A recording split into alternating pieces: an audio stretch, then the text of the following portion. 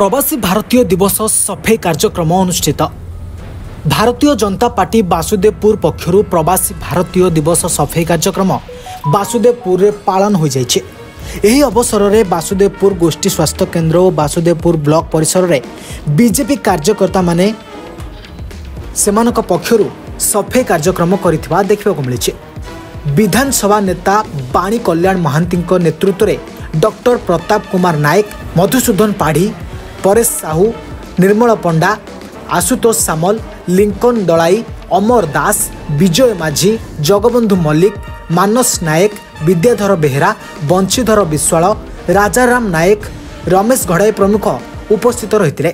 देखु प्रवासी भारतर कार्यक्रम जोटा हूँ आम ओडिशा माटी रोचे एथर भारतर यशस्वी प्रधानमंत्री नरेंद्र मोदी जी निष्पत्ति नहीं ओडिशा माटी रे हबो एवं ओडिशा माटी रोचे आमे माने गर्व अनुभव करवा दरकार। ओडिशार माटी ऐतिह्यर माटी को मु वासुदेवपुर निर्वाचन मंडली तरफर आमर देवदुर्लभ कार्यकर्ता तरफर स्वागत जनाऊँगी। एवं ये जो कार्यक्रम चलो सफाई कार्यक्रम, वृक्षरोपण कार्यक्रम, वृद्धाश्रम रे खाद्य दबा सब प्रकार कार्यक्रम चलो एवं प्रवासी भारतीय माने जो ओडिशा माटी को आसी से माने देखंतु केते सुंदर ए माटी, ए ऐतिह्यर माटी, ए परंपरार माटी, ए शहीद माटी।